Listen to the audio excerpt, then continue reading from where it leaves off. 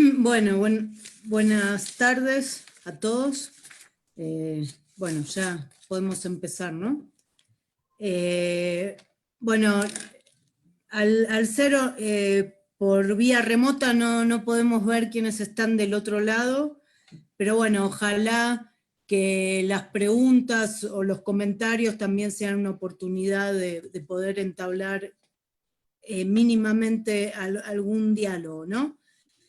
Bueno, se trata de un libro colectivo que está recién salidito, calientito, la verdad. Y bueno, y que la verdad que compartimos con mucha alegría porque fue un logro de varios y surge luego de la organización de un coloquio, el segundo coloquio de Psicología Social y Problemáticas Contemporáneas en México, y en este segundo coloquio lo que habíamos pensado era orientar la discusión ante un tema, digamos, tan vigente y de tanto tiempo en México, que es el tema de la violencia y la política, ¿no? En un principio lo pensamos lo suficientemente amplio como para poder invitar y traer distintas voces y perspectivas sobre el tema, y sí creo que fue una intención expresa que confluyen miradas de la teoría política, desde una visión geopolítica, histórica, subjetiva de los procesos sociales e institucionales. Bueno, entonces, 2 años y medio después, bueno, tenemos acá el gusto de poderles compartir el libro. Y bueno, y yo creo que sí es importante mencionar los autores de esta compilación de capítulos, que ya les digo, surgen de un coloquio y de ponencia de varios colegas de distintas universidades y disciplinas que también, digamos, coinciden con una mirada multireferencial que queremos impulsar, no solo desde la maestría en Psicología Social de Grupos e Instituciones, sino desde las investigaciones, y bueno, y como vuelvo a repetir, el coloquio se organizó con esta idea, de poder propiciar una mirada multireferencial. Como el tiempo pasa y rápido, me detendré en mencionar a los autores, los títulos, brevemente las perspectivas, y bueno, y para ya dar lugar a los colegas, compañeros y amigos que también han coordinado este libro, ¿no? Y que la verdad que han sido fundamental para que se llevara a cabo bueno, en muchos sentidos, y en la agilización y en los tiempos para que esto salga, y también en el entusiasmo, contagiar un entusiasmo a los escritores, ¿no? Para que se involucraran en este proyecto, que bueno, que nos da gusto saber bueno, que ya se concretó, el del libro colectivo. Bueno, el libro tiene una introducción que se llama La violencia política desde la mirada de la psicología social, a modo de introducción. Y bueno, y ahí un poco lo que planteamos es la importancia no solo digamos, de rastrear miradas, teorías sobre la cuestión de la violencia, sino también intentar pensar líneas metodológicas y resaltar aquellas experiencias a partir de la violencia que pudieran dar pistas también para pensar una intervención posible en estos temas, ¿no?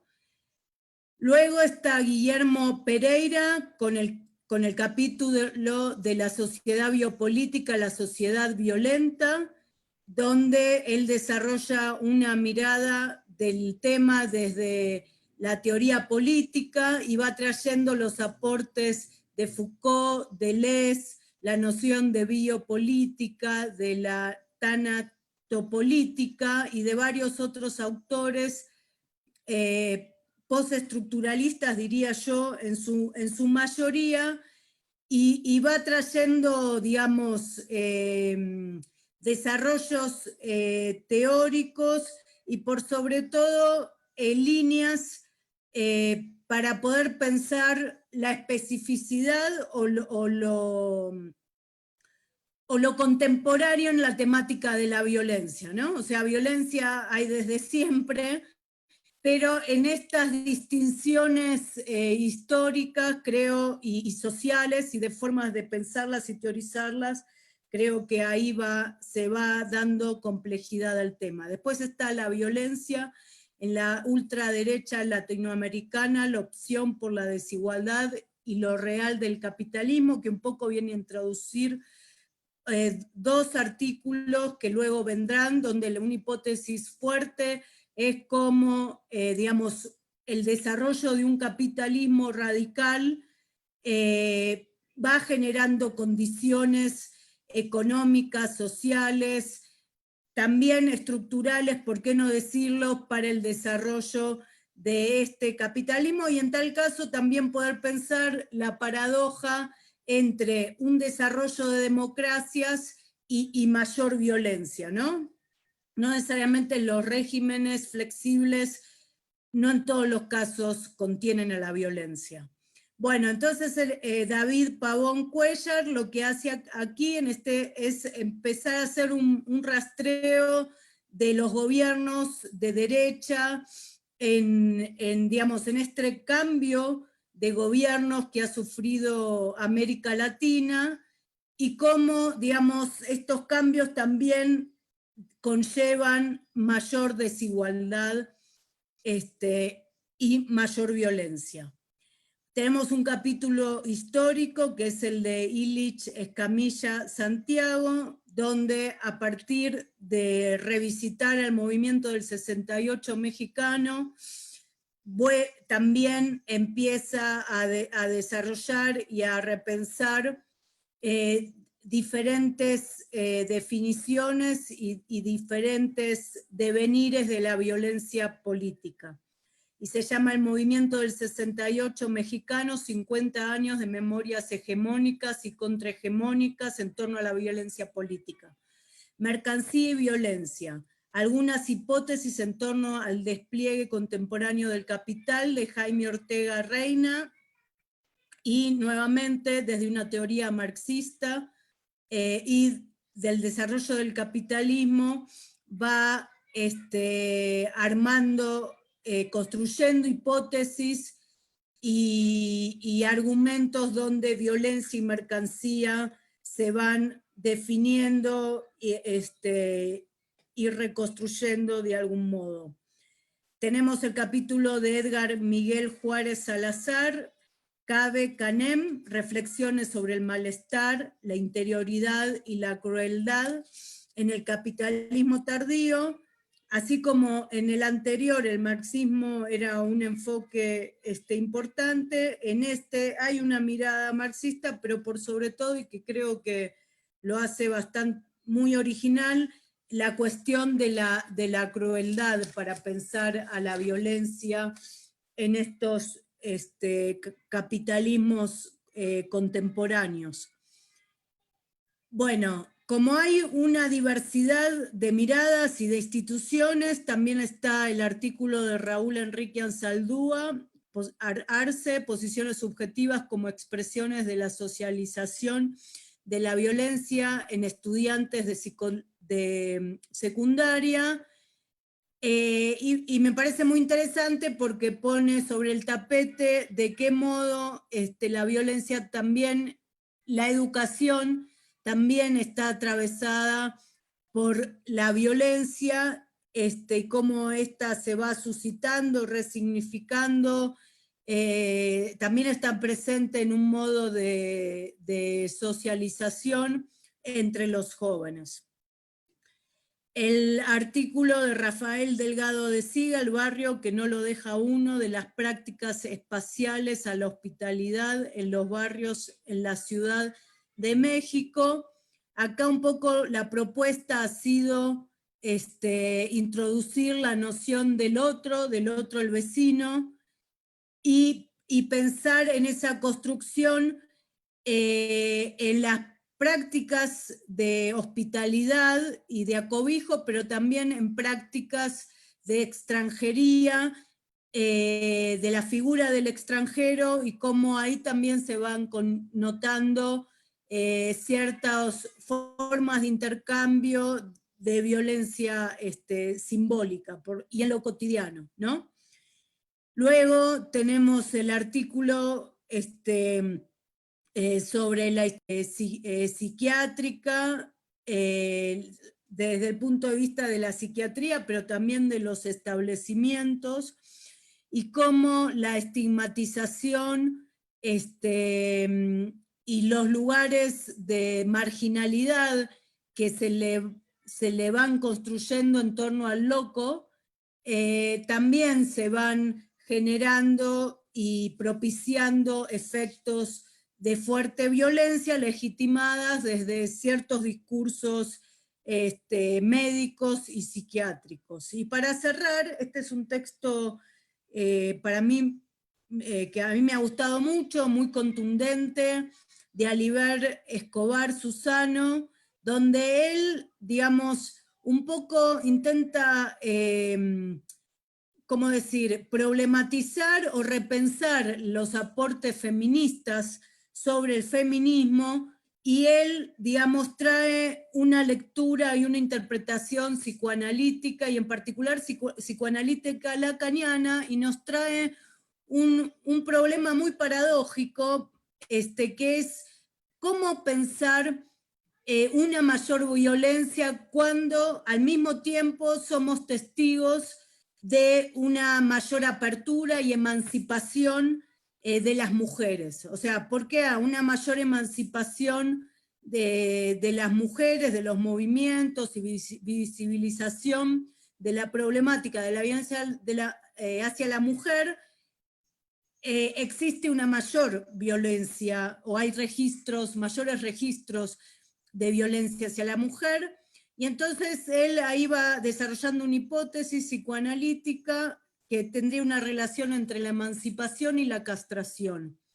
Habla de una misoginia estructural y otra cultural, y de qué modo la cultural no logra contener a la estructural. Y toda otra serie de hipótesis donde creo que es un buen cierre del libro, porque lo que deja entrever es que hay mucho por caminar y mucho por pensar y subvertir e intervenir en estos temas, donde, bueno, si bien digamos, una mayor visibilización y emancipación de las mujeres no necesariamente conlleva una menor violencia, y bueno, y sí habría mucho que caminar, porque generaría estas aperturas, algo así, o esa fue mi lectura, como una respuesta reaccionaria, digamos, ¿no? O más dura. Y bueno, no quisiera, digamos, me parece muy importante, digamos, presentar a los autores, los títulos, las perspectivas, que creo que van dando complejidad al tema, y daría la palabra a Rafael Delgado. Muchas gracias, Valeria. Pues yo creo que es importante también pues mencionar tu trayectoria y comentar que, bueno, Valeria es doctora en Ciencias Sociales con especialización en Sociología por Flaxo México, tiene un postdoctorado en el Centro de Estudios de Investigaciones Interdisciplinarias de Ciencias Sociales y Humanidades de la Universidad Nacional Autónoma de México. Y por supuesto es profesora investigadora de tiempo completo del Departamento de Educación y Comunicación.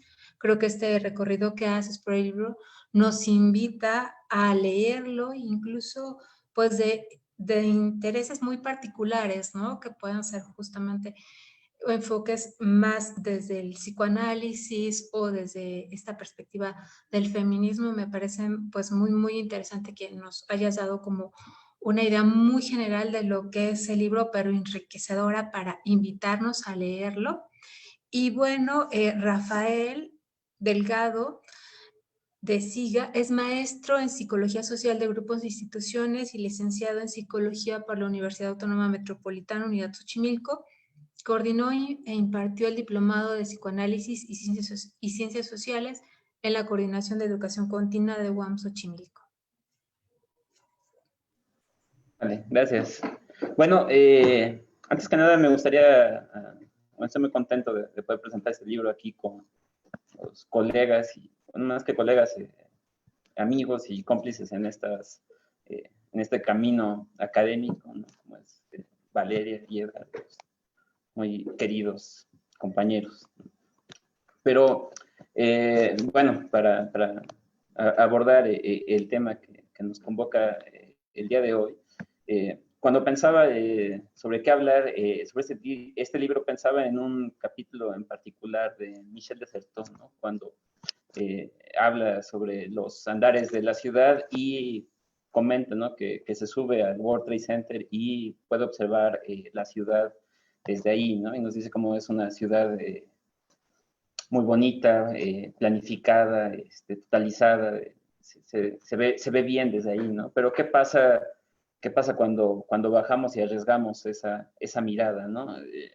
Que me parece que nos sirve para pensar lo propio social, ¿no? Es decir, como comentaba Valeria, ¿no? Esta inaprensibilidad de una realidad que no se deja atrapar en conceptos, ¿no? Y me parece que este libro pasa un poco por ahí, ¿no? Por arriesgarse, así como dice de cierto, a caminar la ciudad. Este libro supone una apuesta por caminar por distintas perspectivas, por distintos conceptos y por distintos abordajes, ¿no? De una realidad que difícilmente podríamos totalizar como la propia ciudad, ¿no? Es decir, el paisaje no nos habla de la realidad social, ¿no? Y este libro supone una apuesta por ese caminar, ¿no?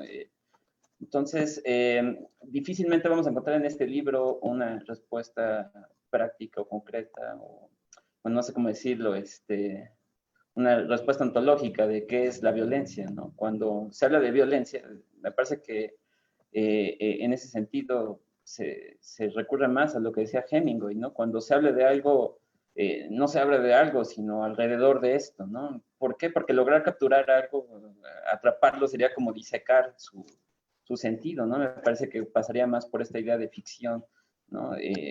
Un puntual reconocimiento supondría una disección de su propio interior, ¿no? Y eso con la realidad social y en particular con el tema de la violencia resulta sumamente imposible, ¿no? Entonces, como iba relatando Valeria, este libro supone un andar, un recorrido por distintas perspectivas, ¿no? Que van desde la biolítica, de la ultraderecha, de la violencia del Estado, de la violencia escolar, de la violencia del barrio, de los femicidios, pero que difícilmente suponen una categorización de tipos de violencia, ¿no? Bueno, ya Edgar profundizará después en esto, pero este no es un libro de psicología donde encuentren definiciones o categorías estables, ¿no? Sino estos recorridos que escapan a este tipo de tiempos, ¿no? Incluso, como decía Rancière, ¿no? El tiempo normal es el tiempo de la dominación, ¿no? Y en ese sentido, acá nos encontramos con otros tiempos, otras formas de transitar, otras formas de hacer, ¿no? Un poco lo pensaba también desde esta metáfora que va a proponer Diego Bernal, ¿no? otro querido amigo que participó aquí, con esta metáfora del mar, ¿no? Cuando habla como este terreno indomable, ¿no? O esta apertura hacia aquello que difícilmente podamos domeñar, ¿no? Entonces, un poco la apuesta de este libro es ser ese navío que trata de transitar por esa realidad sumamente profunda y desconocida, ¿no? Pero, bueno,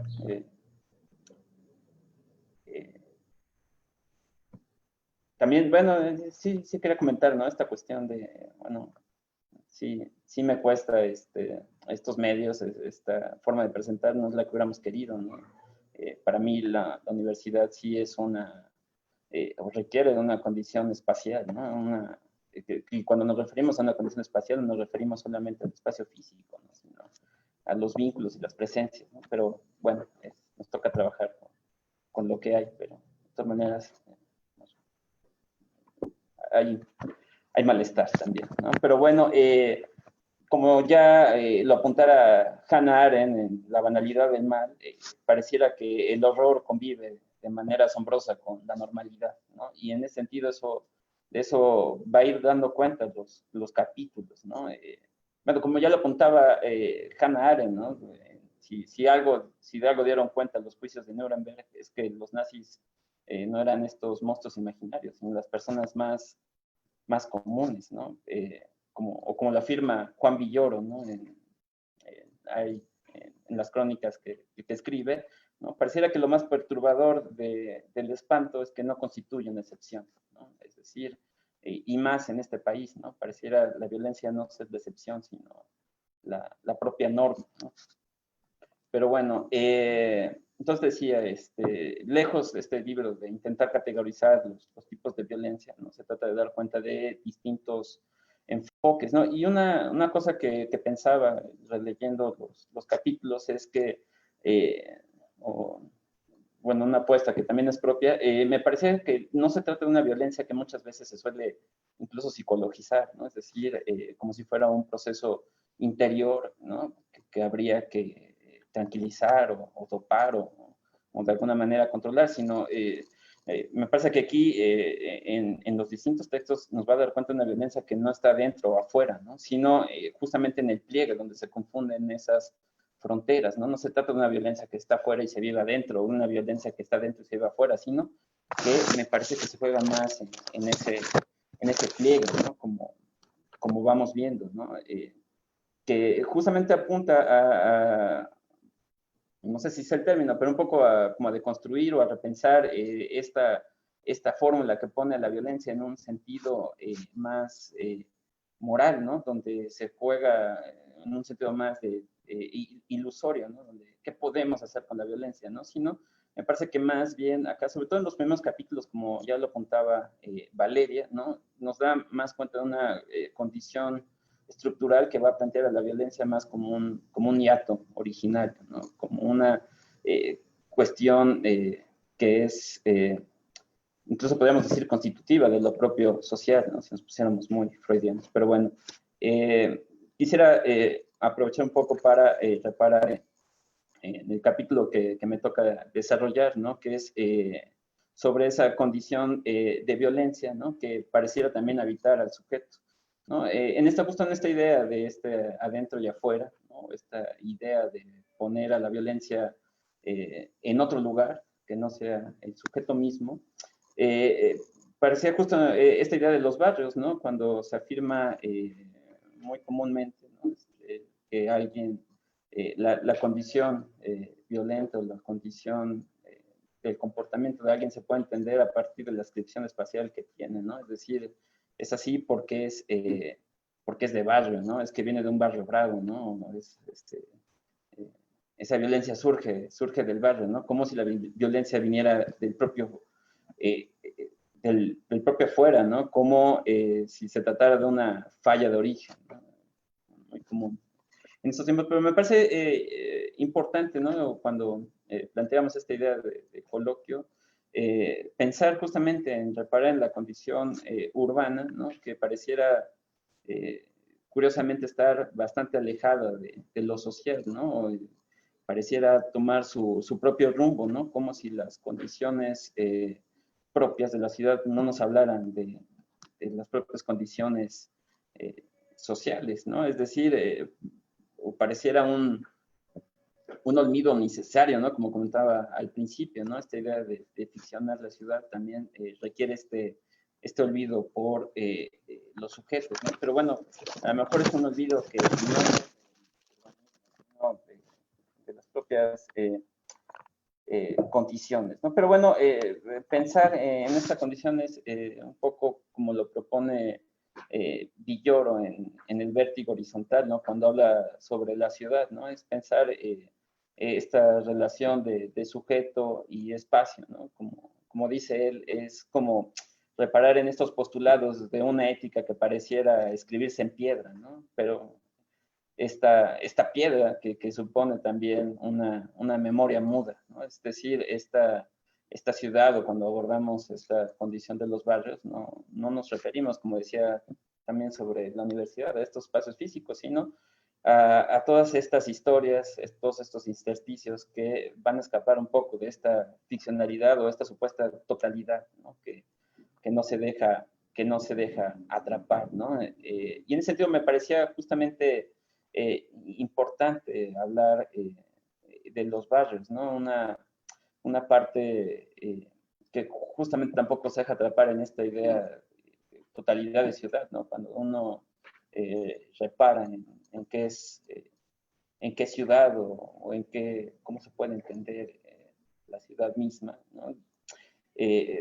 Pareciera que estos espacios que suponen como fantasmas de un pasado que no se deja atrapar en un baúl, van a cuestionar este propio orden, ¿no? Pero bueno, hay algo que pasa aquí en estos barrios, ¿no? Que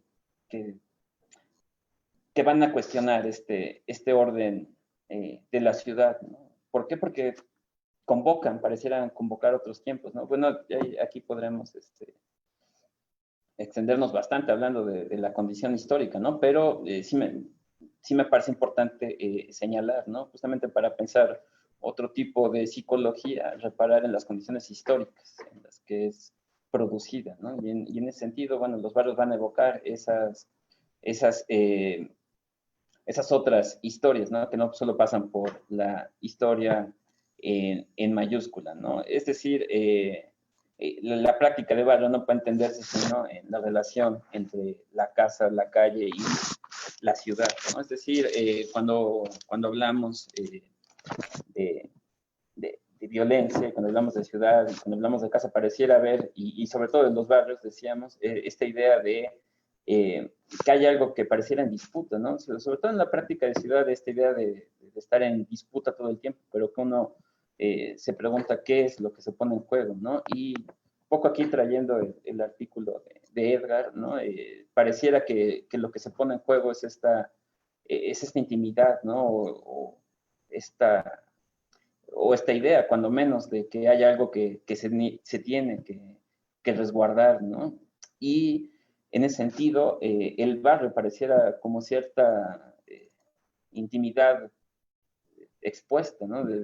Escribía en ese artículo que el barrio pareciera intimizarse, ¿no? Pareciera ser la apuesta de una casa que no se restringe justamente a las cuatro paredes o menos que en las que habita el sujeto, ¿no? Sino que justamente una de las prácticas, una de las condiciones de barrio es este desbordamiento de la propia casa, ¿no? Donde justamente nos va a llevar esa vinculación, ¿no? Hay una particularidad que se da mucho en los barrios, que es la de puertas abiertas, ¿no? Como esta extensión, ¿no? Es común encontrar las vecindades antiguas que uno puede pasar, ¿no? Sin embargo, no es que este tránsito pase desapercibido, ¿no? Me parece que una de las cuestiones donde más se entiende el barrio es justamente en ese tránsito que va a generar esa molestia, ¿no? Sin embargo, es curioso, ¿no? Cuando se da muchas de estas cosas de barrio, ¿no? De la idea del cronista, de quién guarda la historia, ¿no? Me parece que el espacio justamente se tiene que entender en esta condición narrativa que es, si seguimos a Heidegger, lo que lo hace habitable, ¿no? Es decir, los relatos son quienes autorizan y quienes construyen buena parte de lo que se vive, ¿no? Sin embargo, tampoco pasa, me parece, o esa es la apuesta acá, que no pasa tanto por la cuestión de lo identitario, ¿no? Es decir, me parece que en la práctica de barrio lo que se pone en juego no es tanto esta idea de identidad, sino una especie de reconocimiento, ¿no? La adscripción al barrio supone la adscripción a una serie de códigos que van a ser una práctica del cuerpo, ¿no? Donde da cuenta de esa adscripción o no al propio barrio, ¿no? Y es donde me parece que se va a poner justamente en juego esta idea de hospitalidad, ¿no? Que acá la retomamos desde el texto clásico de Derrida, ¿no? Cuando plantea con Andrés Martel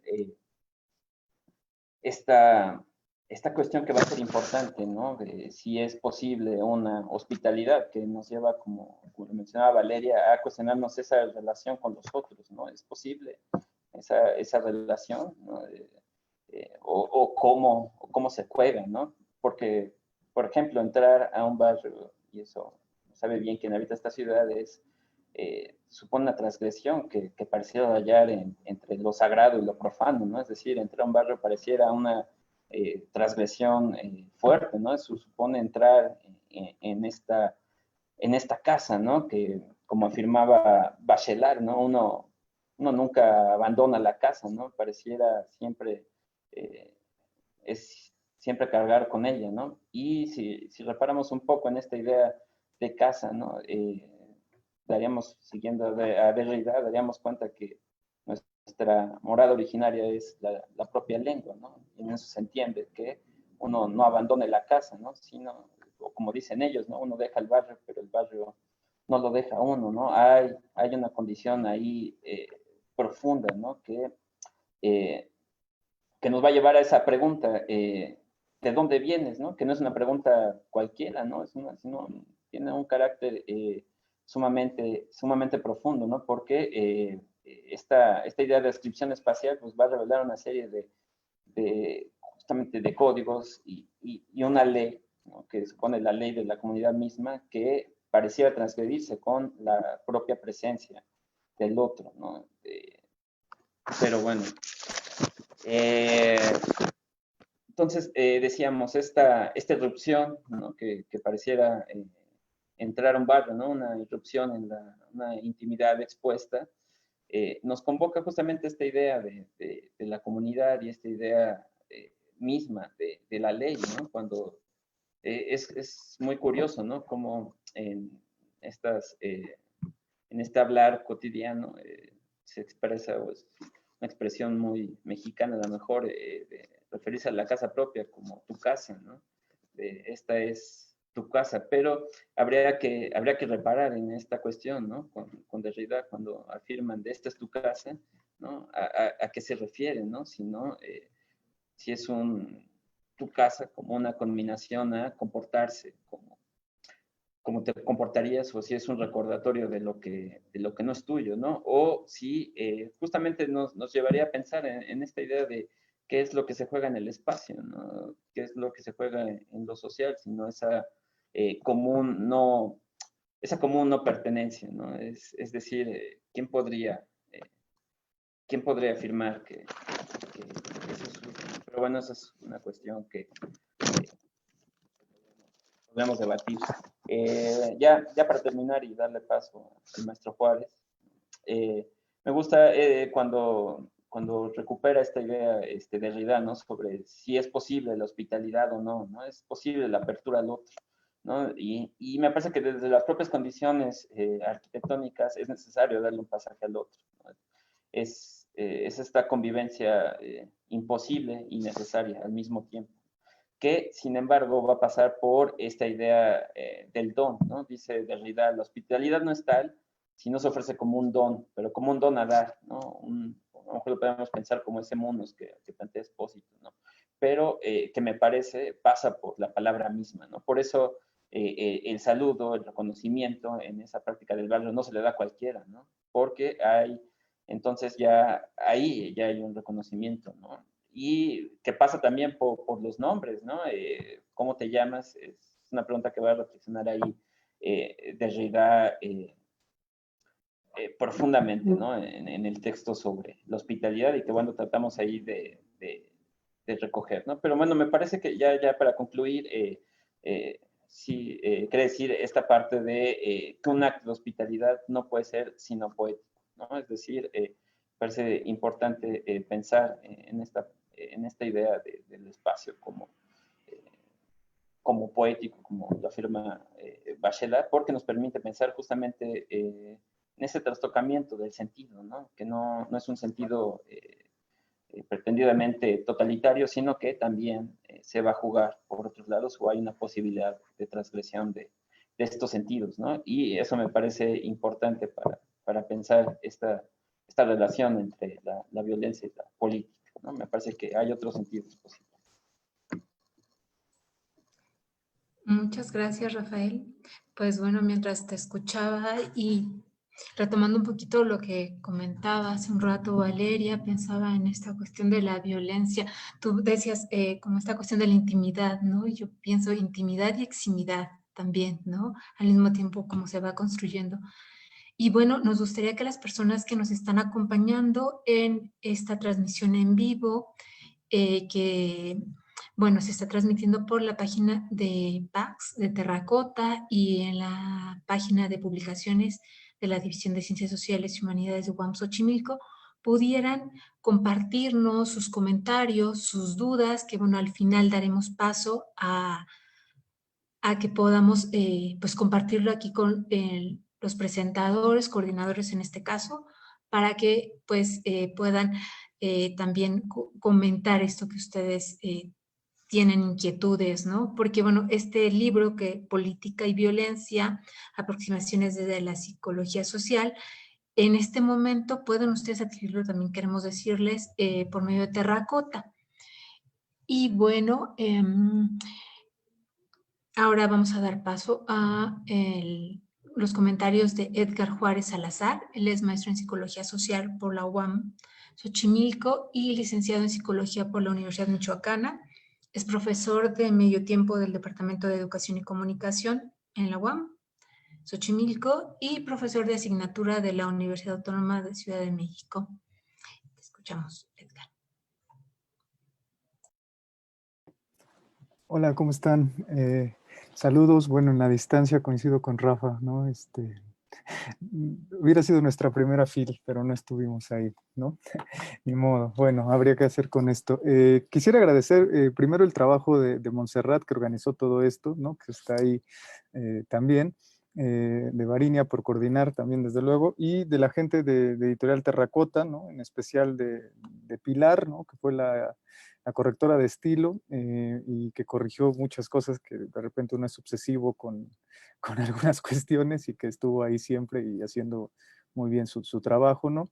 Igual con Antonio Reina, que fue el director de Terracota, y de Miguel Ángel Hinojosa, que también nos ayudó mucho, ¿no? En la planeación, en el recorrido de todo el libro, que se dice muy fácil, ¿no? Uno no se la cree porque es tanto tiempo y tanta burocracia la que tiene que lidiar uno, que de repente es bastante complicado, ¿no? Producir un libro. Y bueno, en especial también a los colegas, amigos, ¿no? A la doctora Valeria por su soporte, porque, bueno, cuando estuvo al frente de la maestría nos apoyó con la realización de los coloquios, ¿no? Que también tenían una perspectiva un poco diferente, pero nos apoyó siempre incondicionalmente y eso también se ve reflejado acá en el libro y bueno, yo le quería agradecer por eso. A Rafa también por tenerme una paciencia tremenda con mis obsesiones, con las temporalidades y eso, y por todo lo que hemos aprendido y con otros colegas que se han sumado ahí, con los autores también que están acá, que bueno, que al final siempre esa cuestión uno invita a muchos, pero pocos terminan haciendo el trabajo y después es la edición y todo eso que no se cuenta detrás del trabajo de los libros, todo ese trabajo vivo que hay detrás del libro. Y bueno, yo me distraigo mucho y ya, si no sé quién está del otro lado, pero sí hay algunos alumnos podrán constatar que pues yo me disperso de repente, ¿no? Entonces, para no dispersarme, preparé un pequeño escrito, ¿no? Que me gustaría leer, espero no aburrirlos. Y bueno, es breve, ¿no? Hablaré del libro en este escrito, ¿no? Y de algunas otras cuestiones que me parecen importantes pues, para hablar del texto que presentamos acá. Bien. El cantautor y filólogo español Nacho Vegas escribió en su canción Ciudad Vampira: Algunos versos brillantes y al mismo tiempo intensamente oscuros acerca de la violencia y su relación con la política. Su relato musicalizado dibuja una ciudad muerta, cooptada por vampiros, habitada en la tristeza con el más abrumador y estridente desasosiego. Sobre el final de la canción aparece, en una noche cualquiera, una multitud enardecida, cómplice y amistosa, que sale a cazar colectivamente vampiros para regresarle la alegría a la ciudad. Un oxímoron tan singular solo podría ser planteado en la ambivalente obra del músico oriundo de Gijón. Sus palabras, y en sí toda la canción en cuestión, pasan de una melancólica y furibunda descripción de la tristeza a la energía indispensable para acabar con el responsable de la misma. Aunado a esto, hay algo que me parece importante en las estrofas de Vegas y es todo aquello de lo que culpabiliza a los vampiros. Son ellos los responsables de la tristeza en la ciudad. Esta sugerencia me lleva inevitablemente a Treveris, pues en la recta final del primer tomo del Capital, el ilustre pensador Karl Marx emparenta a los capitalistas con los vampiros. Para Marx, el capitalista es un vampiro que no cesa de succionar trabajo vivo para convertirlo en trabajo muerto. El capital, como sistema cultural, absorbe y destruye toda la vida y la alegría de las ciudades y sus sujetos. No se contenta con nada, no le importa absolutamente nada, solo la circulación de la sangre mercancía.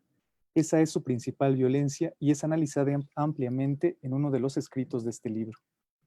Al capital no le interesa en lo más mínimo acabar con la violencia que enfrenta a los sujetos.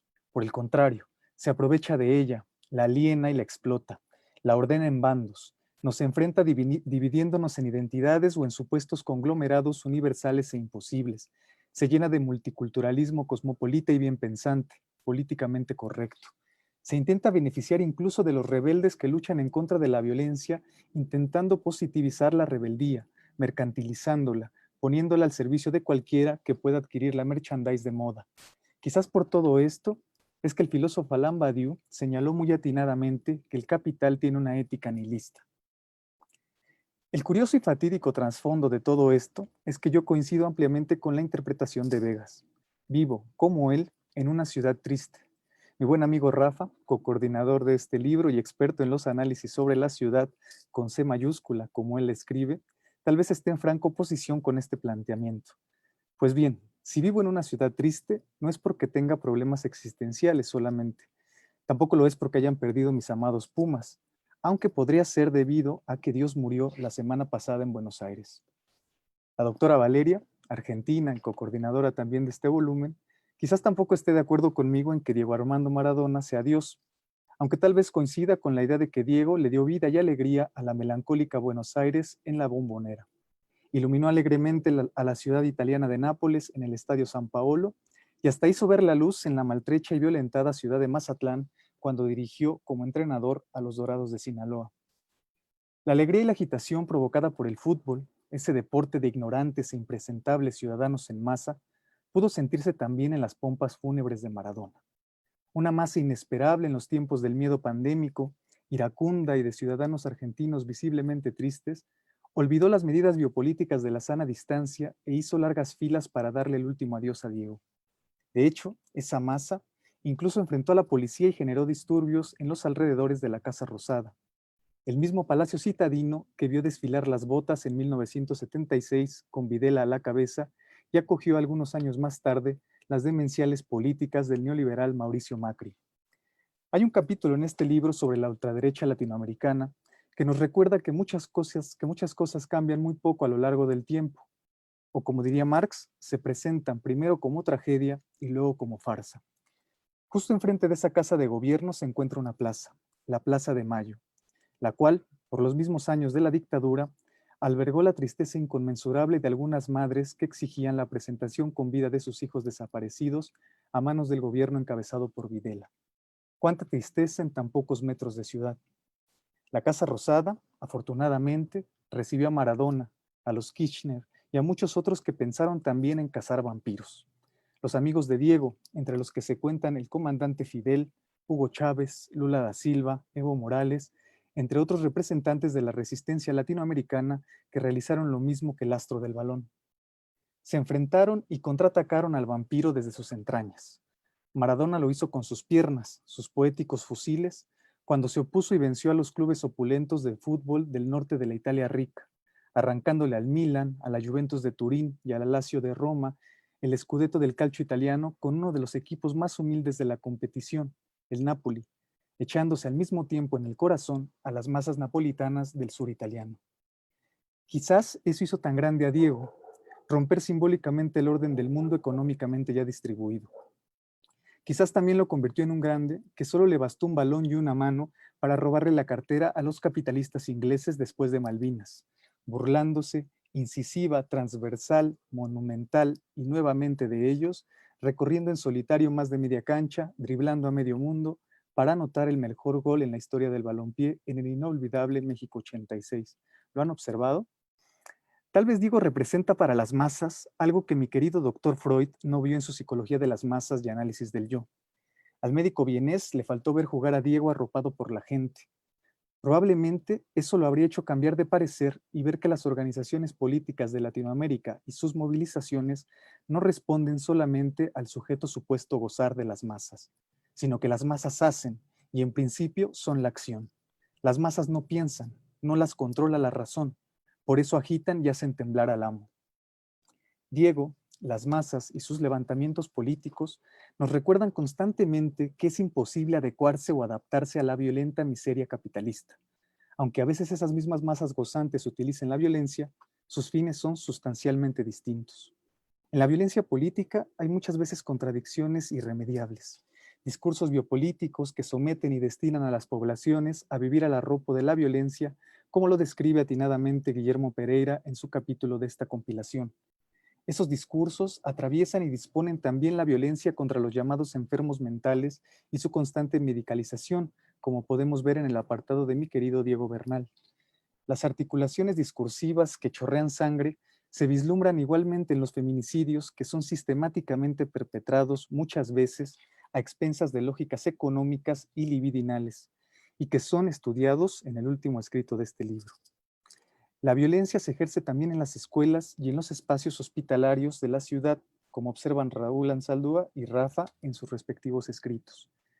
La violencia política se desplegó paralelamente contra los estudiantes en la Plaza de las Tres Culturas en los convulsos finales de la década de los 60, como muestra Ilich Escamilla, y su mancha se expandió durante la Guerra Sucia y terminó anidando en el contubernio de los policías secretos de la DFS con el crimen organizado. El mismo crimen organizado que intentó trivialmente derrocar el panista Felipe del Sagrado Corazón de Jesús Calderón Hinojosa, desatando una violencia política intensamente cruda e infértil para las masas, la banalidad atemporal de la violencia, parafraseando burdamente a Hannah Arendt. En consecuencia, hago ahora una singular propaganda de nuestro trabajo colectivo. Este libro no busca solamente visibilizar lo que ante todos es moneda corriente.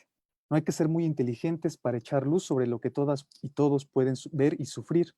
Si pudiera resumir todo el trabajo vivo que ha costado realizarlo, diría que se trata de un libro que busca señalar al principal responsable de todas las lógicas de la violencia, el vampiro capitalista. Él, y nadie más que él, es el principal responsable de muchos de los malestares violentos que aquejan a nuestras poblaciones.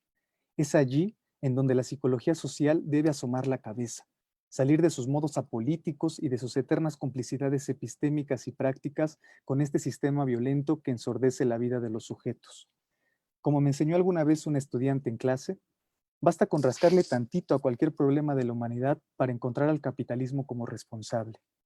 Lamento decirle a los panistas ávidos de soluciones inmediatas e intrascendentes que este no es un libro de procedimientos y respuestas autónomas, sino una estaca, un ajo, una verbena, cualquier otro elemento que sirva en su más puntual utilitarismo como arma contra el capital.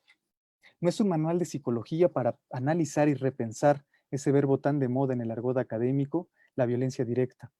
Se trata, por el contrario, de un artilugio para abrir sus orígenes, evidenciar sus impases, su enmarañada estructura real, sus repeticiones autómatas y elucidar así posibles caminos para detener a un sistema económico que aniquila todo a su paso.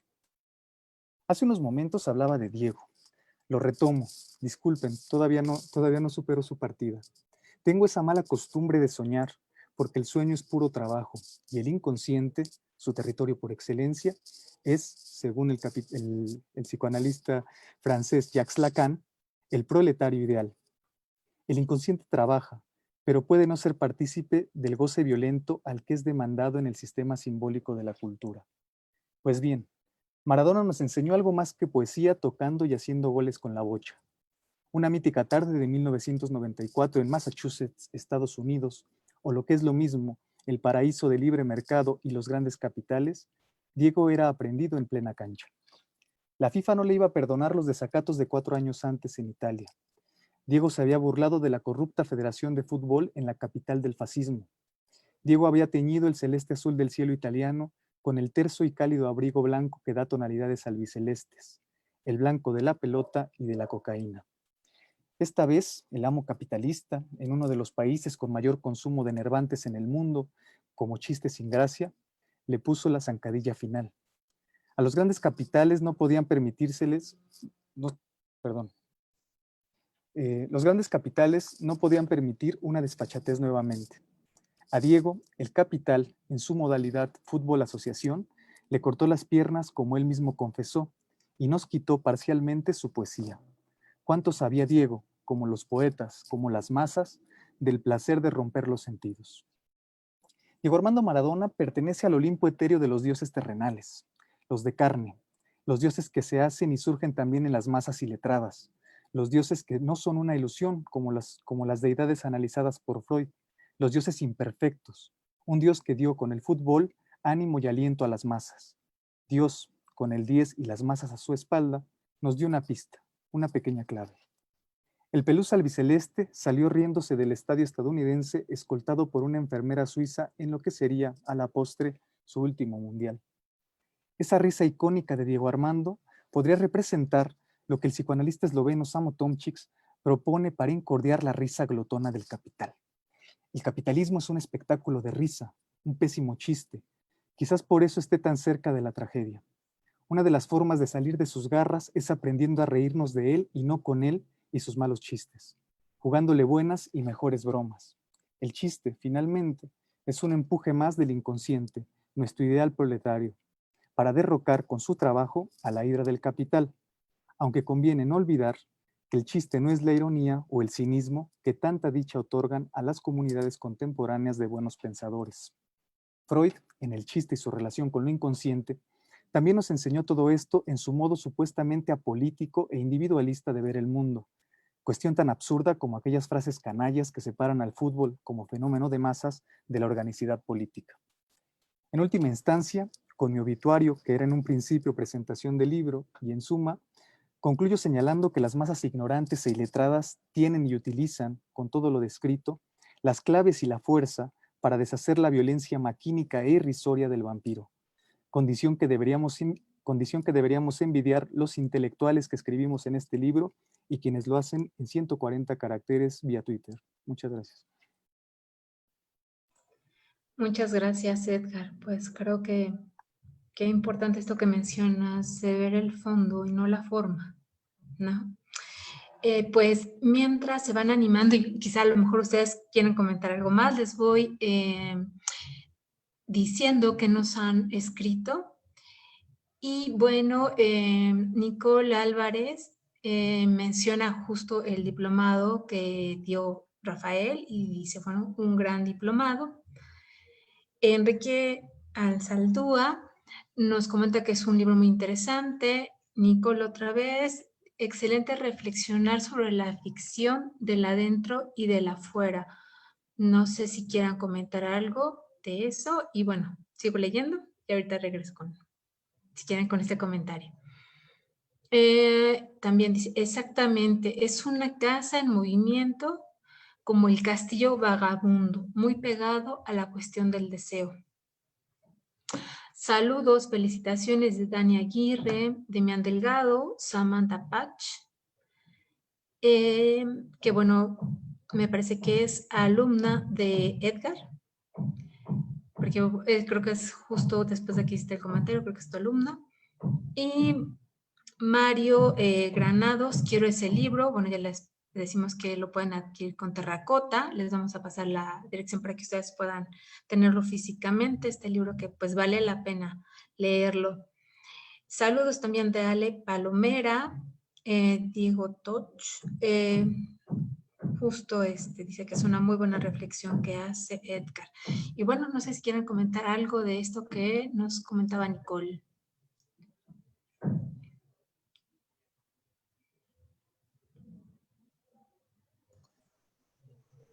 Bueno, ahí agradecer, Edgar también fue coordinador también docente del diplomado y pues nada, agradecer y sí, es justamente me parece que la intención y como comentaba Barine, ¿no? Efectivamente hacia esa parte apuntábamos, ¿no? Hacia ese pensar el espacio como una condición éxtima, ¿no? Como esa fractura, ¿no? De la intimidad donde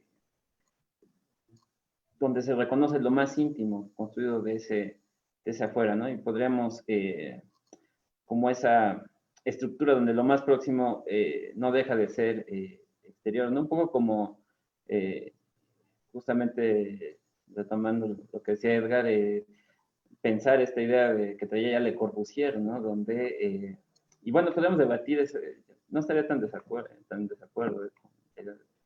de los vampiros, ¿no? Y justamente me parece que esto que va a plantear un poco Le Corbusier, ¿no? En esta idea de la ciudad radiante, ¿no? Donde las estructuras ya no están escondidas, ¿no? Donde en esta nueva arquitectura o de una nueva ciudad las estructuras van por afuera. Entonces, sí, gracias Nicole. La idea es eso, ¿no? De pensar esa condición éxtima del sujeto. Valeria, ¿quieres comentar algo? Bueno, te vi, así no sé. Sí, no, creo que, bueno, el comentario de Nicole iba dirigido para Rafael en primer lugar y para Edgar. No, agradecerle a Edgar su presentación, es muy bonita, muy metafórica, muy analógica y tan cierta. Y es como, es lo contemporáneo, ¿no? Porque, bueno, el deceso de Diego Armando, la verdad que sí me ha sorprendido. Ayer escuché que hablabas de Macri, y yo, ¿qué está hablando? No, no. Pero bueno, ahora junté todo. Así que bueno, está interesante esto de pensar a las masas también como una forma de organización y de protesta, ¿no? Como digo, y, no, y pensaba, bueno, y esto con la violencia, y bueno, y sí, claro, porque creo que de alguna manera la presentación de Edgar también va dando pistas de cómo pensar en plantarse frente a la violencia, creo yo, y no minimizar, y estoy de acuerdo, a las masas, que también son una forma de organización y todos estos simbolismos de los que habla Edgar y que, bueno, que son pistas muy interesantes tal vez para entender ese amor, porque justamente digamos, va trascendiendo el fútbol, digamos, ¿no? Es como un posicionamiento político y que evidentemente ha resonado en muchos y en muchos lados, y esto también me parece interesante que digamos, va poniendo un poquito en jaque con estos simbolismos los núcleos o lo duro del capitalismo. Entonces la verdad que me parece como una analogía y un modo de pensarlo muy interesante. Así que bueno, no mucho más. Ed, ¿quieres comentarnos algo? Bueno, sobre la pregunta, yo creo que es interesante pensar esta cuestión de lo interior, ¿no? Creo que con Rafa coincidimos mucho también en esta idea de lo éxtimo, ¿no? Por ahí escribimos alguna vez juntos también, y que es un concepto, un neologismo de Lacan que nos ha ayudado para pensar esos espacios, porque yo no estaría, por ejemplo, de acuerdo que sean pliegues, ¿no? Para mí hay algo más sobreexpuesto, más desplegado, pero también creo que para estudiar la violencia, quizá lo más directo no es lo más sencillo de analizar. Creo que hay una serie de violencias que son imperceptibles, ¿no? Que no se leen, ¿no? Y que están ahí y que se perpetúan. Entonces, también creo que es importante pensar en los espacios intermedios, que es justamente donde aparece la extremidad, ¿no? O sea, la violencia no se puede analizar por polos, desde mi punto de vista. La violencia tiene que leerse en los entramados, en medio de esas polaridades que incluso son contradictorias, ¿no? En algún punto. O sea, Diego Armando, por ejemplo, es muy contradictorio en muchas cosas, ¿no? Pero si algo, digo, podemos cuestionar muchas de las cosas que hizo Deleznables fuera de la cancha, pero en la cancha y con lo que hizo allá adentro, digamos que produjo un fenómeno de masas que creo que es importantísimo recuperar, ¿no? La unidad de la masa, que es lo que yo intentaba, ¿no? En un mundo donde, como parafraseando a Andrés Calamaro, ¿no? Ponemos demasiada camiseta y cada vez menos gambeta, ¿no? Demasiada identidad y muy poco fondo para cambiar la realidad. Entonces yo creo que es importante o muy necesario recuperar esa alegría de las masas que yo, por lo menos cuando leo historia, encuentro en los obreros de la CNT española, por ejemplo, ¿no? Encuentro los obreros mexicanos en los ferrocarrileros en los 50, o sea, todas estas agrupaciones que eran de masas que se oponían al Estado, que en algún punto también hubo contubernios con el Estado, que eso es otra cosa que podríamos pensar, pero sí creo que para poder derrocar muchas de las dinámicas de la violencia, habría que tratar de unirnos más que pensar en segmentos, en separaciones. Y eso es precisamente lo que Rafa creo que transmite en su texto y que creo que está también dentro de todo el libro, ¿no? O sea, lo complejo que es estar con el otro y hacer con el otro, ¿no? O sea, que eso nunca se va a acabar y la alteridad del otro jamás va a desaparecer, ¿no? Que sea el capitalismo es lo que intenta hacer, ¿no? Un poco las críticas que hace Samo Tomczyk que citaba acá, es que el capital nos hace creer que sí hay relación sexual en el sentido lacaniano, ¿no? Y lo que hay es pura división, no hay relación sexual y desde ahí tenemos que aprender a hacer otro tipo de lazos y desde mi punto de vista, que sea muy lacaniano, tratar de pensar cómo hacer trastabillar al amo. El problema es que a veces nuestros referentes terminan haciendo el juego al amo, ¿no? A su manera. Y eso es de repente donde uno ya se nubla y donde pierde el piso, ¿no?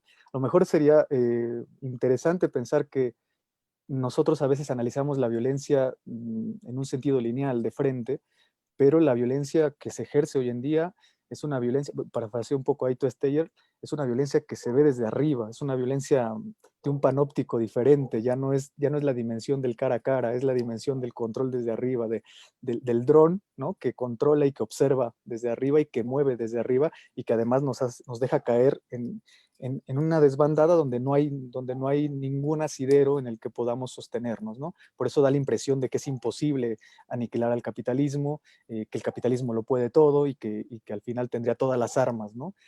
Quizá la masa y la organización obrera, proletaria, a lo mejor suena como en esto que se dice, ¿no? Que ya es un discurso bien desfasado, pero yo sigo confiando en que las organizaciones obreras y en que las masas puedan transformar la realidad, aunque eso también es bastante complejo y necesitamos, digamos, desilvanarlo también. Bueno, yo diría eso para complementar un poco.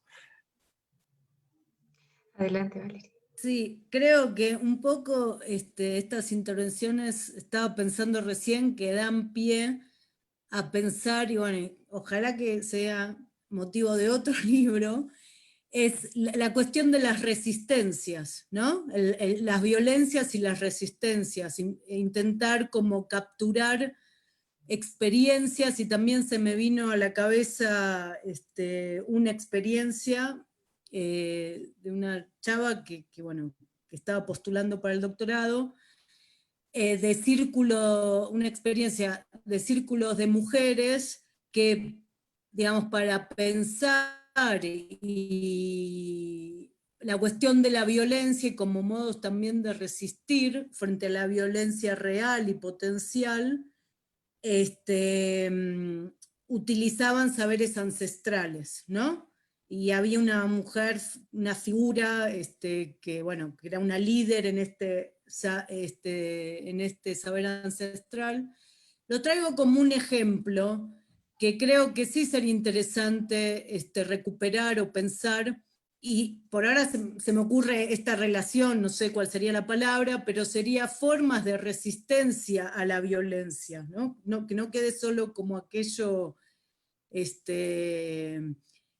que tenemos que soportar o sobrevivir o naturalizar, sino también recuperar experiencias donde se resiste a la violencia, no en términos de sobrevivencia, sino de transformación, ¿no? Pero bueno, todo este diálogo me hizo pensar en esta relación que no está tan presente en el libro, pero que sería muy importante recuperar. Muy bien. Pues me gustaría comentarles que nos dice Diego: en una lógica marxista de amo y esclavo, las personas que vivimos en el capitalismo del siglo XXI hemos perdido la ventaja de saber quién es el amo, y con esto se va la posibilidad de rebelión. Me refiero a la violencia causada por el mismo capitalismo que aparentemente no se ve, pero como mencionó el profe Edgar, basta con rascar un poco la historia para encontrar al capitalismo responsable de alguno de los males.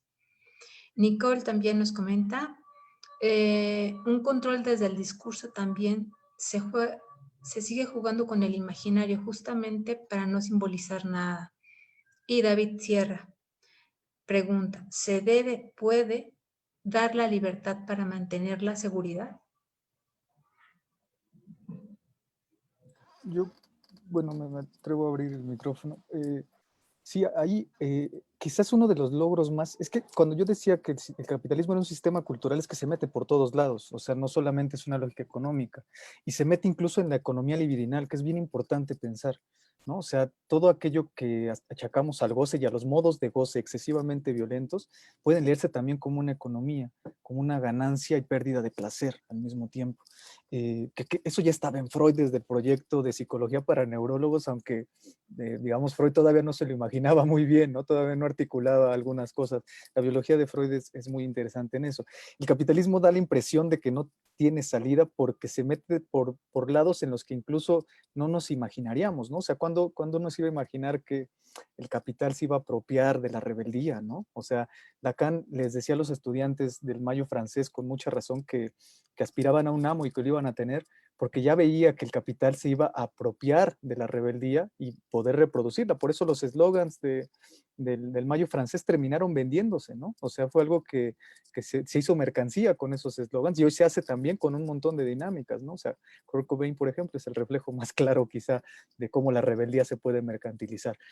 Ahora, me parece que ahí en esta lógica del establecimiento del amo hay una diferencia entre el amo moderno y el amo antiguo, ¿no? El amo antiguo se contentaba con la lucha por mero prestigio. Este amo es mucho más voraz, ¿no? Es un amo que se va cambiando los objetos y en los pequeños objetos, como los llama Lacan, va dejando el excedente mercantil, la circulación de goce, pero también sabiendo qué hacer con ese goce, que no es más que puro trabajo muerto. O sea, el problema en sí, desde mi punto de vista, es la organización del mercado del goce, y que evidentemente tiene que ver con la organización del mercado capital.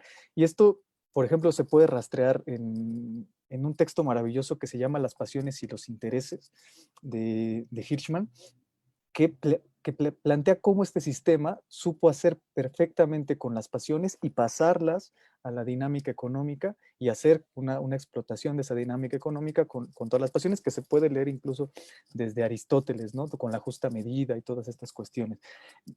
Habría que pensar, creo, en cómo reírnos de ese establecimiento, cómo sacarle la vuelta a los chistes que nos cuenta el capital. Marx también hablaba un poco de esta cuestión de que el capital es un mal chiste, porque es como vender algo que no tiene precio y recibir unas bicocas por eso que no tiene precio, ¿no? Aunque esas bicocas sean millones de pesos, ¿no? Finalmente el capital va a ganar más aunque te dé millones de pesos, ¿no? No sé si lo imaginario sea una salida. Lo cierto es que también, tomando lo que decía Valeria, lleva a este pensamiento mítico, también puede permitirse una verdad, ¿no? Que está encubierta. Entonces hay algo que, que se tiene que pensar alrededor de todas las mitologías que están, digamos, siempre al acecho, ¿no? Que son las que habitan en las masas también. Y sobre la última cuestión, creo que la problemática de la seguridad es bien interesante en el sistema capitalista, ¿no? y Rafa lo dice en su capítulo, pero Ansaldúa también a su manera, Aliber cuando habla de los feminicidios, ¿no? De los femicidios, perdón. Esta suerte de tratar de encapsular y de capturar íntimamente la seguridad, ¿no? Cuando el mundo y lo real del mundo es bastante contingente y nunca lo vamos a poder controlar.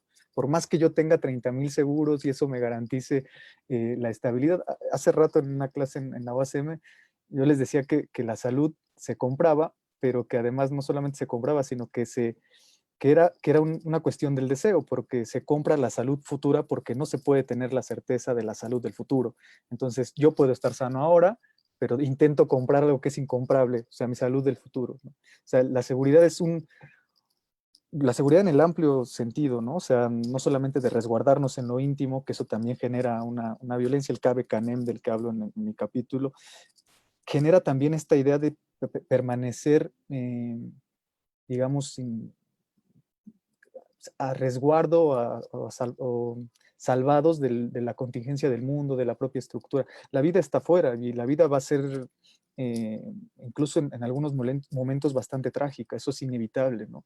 El asunto es que hoy tenemos poblaciones que quieren garantizarse todo el tiempo una seguridad, ¿no? Y eso lo sabe perfectamente bien el capital y por eso nos vende tantos seguros, nos vende tantas garantías, ¿no? Para intentar controlar lo que es incontrolable porque la estructura en sí misma es contingente, ¿no? O sea, la estructura del capital trata de taponear lo contingente de la estructura, cerrando los sentidos, capturándolos y esperando que nadie lo mueva, ¿no? Al capital le viene bien que alguien se mueva, pero en los límites que él pone, porque la estructura finalmente no dejaría que se salieran. El problema es que si uno transgrede esos límites, probablemente puede encontrar otras formas de articulación, que en algún punto también serán violentas, ¿eh? Entonces también hay que ponerlo, ¿no? Ahora, pero los fines son completamente diferentes, ¿no? También es importante señalarlo. Yo ahí también quisiera comentar, ¿no? En esta idea de seguridad, justamente es esta idea como de ficcionar, ¿no? Ya lo apuntara Foucault en seguridad de territorio y población, ¿no? Es esta idea de convertir a los sujetos en solamente población, ¿no? Cuando, no sé, que lo comentaba Edgar, pensaba en esta idea de cómo en la práctica de barrio lo más seguro no está puesto en cerrojos o en toda esta problemática, sino en o sea, la seguridad está puesta en el otro, ¿no? Es decir, si yo dejo mi puerta abierta es porque confío en que mi vecino no me va a robar, ¿no? Y me parece que ahí yo lo pensaría más, desertó, ¿no? En esta cuestión de las estrategias y las tácticas, ¿no? O sea, si bien hay toda esa estrategia política, ¿no? Toda esta pretendida totalidad, hay algo que se escapa, ¿no? Y por eso Desertó va a plantear fuertemente esta idea de la metis, ¿no? De pensar, como decía Edgar, en las astucias, ¿no? En aquello que se escapa, ¿no? En aquellos intersticios donde hay posibilidad de otra cosa, ¿no? De otros sentidos. Por eso apuntábamos ya a esta cuestión de la poética como acto de hospitalidad misma, ¿no? Me parece que ahí estaría la apuesta.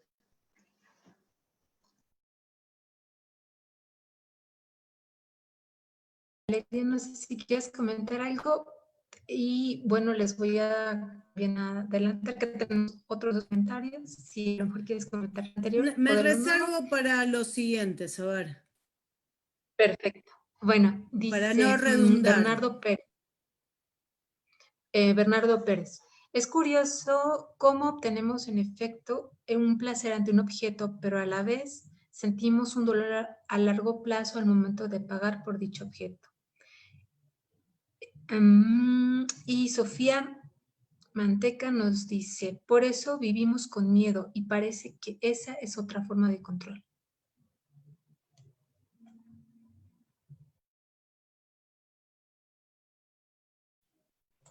Hay un texto más reciente de Boaventura de Sousa, la cruel pedagogía del virus, ¿no?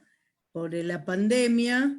Y bueno, y justo entre muchas otras reflexiones. Una es la de un poco, como, o igual como lo planteaba Edgar, bueno, daba como ejemplo los pagos de seguros médicos, tener terapia, hacer ejercicio, como todos modos de poder asegurar una salud, que bueno, que de pronto hay algo que empieza a poner en jaque todas esas estrategias que uno ilusoriamente, y no lo sé, pero que usa como formas de protección o de seguridad, ¿no? Y claro que el miedo es un modo de control. Los gobiernos, bueno, un poco trayendo acá también lo que mencionaba Edgar de la dictadura en Argentina y bueno, en Chile, en tantos países, en una época en América Latina, el miedo, el silencio, se apelaba a ellos principalmente como modo justamente de silenciamiento y de control, y tal vez restringiendo un poco estas fronteras que habla Edgar, bueno, en un momento histórico donde la ideología era una amenaza muy, muy fuerte. Digamos, hoy día las amenazas se van dirimiendo de otros modos, y el miedo y el silenciamiento, claro que fueron formas de control y de apatía muy, muy efectivos, ¿no? Creo que en los gobiernos de facto y en las dictaduras queda muy claro. Pero bueno, también se puede pensar esto de modos más invisibles, como lo dice también Deleuze, ¿no? En estas sociedades de control, o como también el comentario acá que decía, bueno, cómo, digamos, levantarse o ser rebelde ante un enemigo invisible, ¿no? O ante, no sé, un amo, un amo invisible. Y bueno, y sí creo que en estas llamadas sociedades de control o formas de mucha flexibilidad, ¿no? Bueno, la otra figura tan renombrada es, digamos, las formas empresariales sin jefes visibles, la casa matriz, pero ¿dónde está la casa matriz, no? Bueno, estas formas de sociedad aparentemente más flexibles no es sinónimo de no control o sinónimo de digamos, de que no haya un miedo ahí funcionando, que, digamos, en todos los primeros textos de la pandemia, justo mencionaban esto, cómo había una exacerbación de un estado de excepción. Ustedes recordarán, ¿no? Con una visión un poco más persecutoria, pero diciendo, bueno, ya está, ya lograron, digamos, toda forma de, digamos, no salir por miedo, no levantarse por miedo, ¿no? Los primeros textos planteaban esto, que había como una, como un modo muy exacerbado de un estado de excepción, ¿no? Y de una fuerte restricción de las libertades.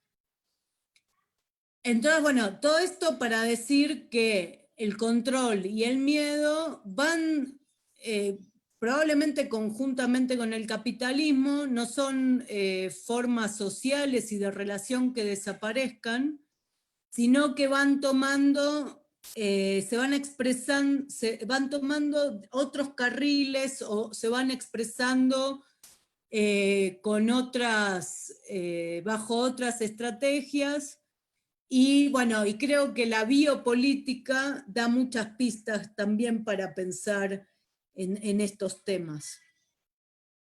Pero claro que el miedo es un modo de control, más visible, menos visible, más disciplinario, o ya no tan disciplinariamente, pero está ahí presente, digamos, ¿no? Bien, pues no tenemos más preguntas, no sé si quieren agregar algo más. Que ojalá que lean el libro y que les permita seguir reflexionando sobre este tema, que sí, que es un tema muy abierto y muy, muy complejo, me parece.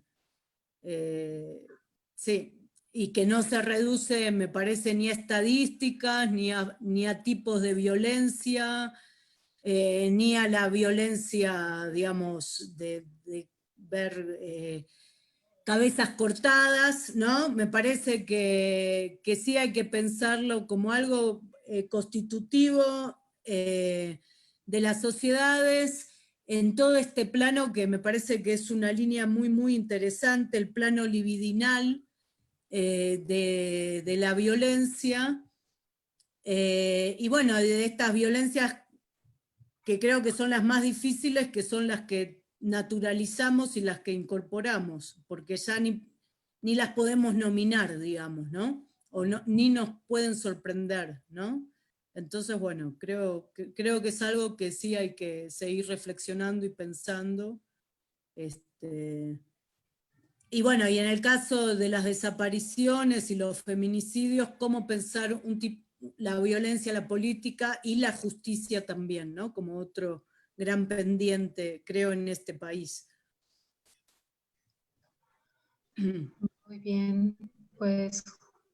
Bueno, ya, nada más para despedirnos, igual como decía Valeria, me parece que el libro es una invitación, pero también es una advertencia, ¿no? Como el capítulo de Teber, que creo que nos reparamos en eso, ¿no? Como es, mi querido Edgar, siempre provocador, también el título, ¿no? O sea que el cabe cane, ¿no? Le da sentido a lo que es este libro, ¿no? Es una advertencia, ¿no? Es cuidado con el perro, ¿no? que habrá que saber discernir, ¿no? Pero, pues bueno, ya. Bueno, y la circulación, ¿no? Va a ser como extraño, pero bueno, lo pueden conseguir también el libro, Editorial Terracota, y también en la UAM está disponible. Y bueno, todavía no lo tenemos, pero ya está impreso, ya nos lo enseñó Montserrat hace un rato, y ya lo están distribuyendo, ¿no? En las tiendas, en las librerías, ¿no? Podrán conseguirlo en Gandhi, en el sótano, Sí. y eso, ¿no? Pero bueno, En también el fondo, directamente en Amazon. Sí, en Amazon en breves también. Sí. Que Entonces, ya es bueno, el modo más usual. vale. Pues muchas gracias a todos, ¿no? Aunque no, a todas y a todas, aunque no los podamos ver, ¿no? Sí, muchas gracias por los que se sumaron y nos han escuchado. Es una pena no poder ver, la verdad, pero bueno, muchas gracias. Y por el espacio Pues, también. Muchas gracias. Varinia y Montserrat, muchísimas gracias por el espacio. pues muchas gracias a ustedes, Valeria, Ed, Rafael, Montserrat, por la coordinación, en este caso de las redes también. Y bueno, pues esperamos que puedan comprar este libro, que bueno, próximamente van a poder adquirirlo en todas las librerías del país. Y como lo comentaron, también por Amazon, entonces pueden Universidad Metropolitana y de Editorial Terracota. Agradecemos mucho que han acompañado en esta presentación.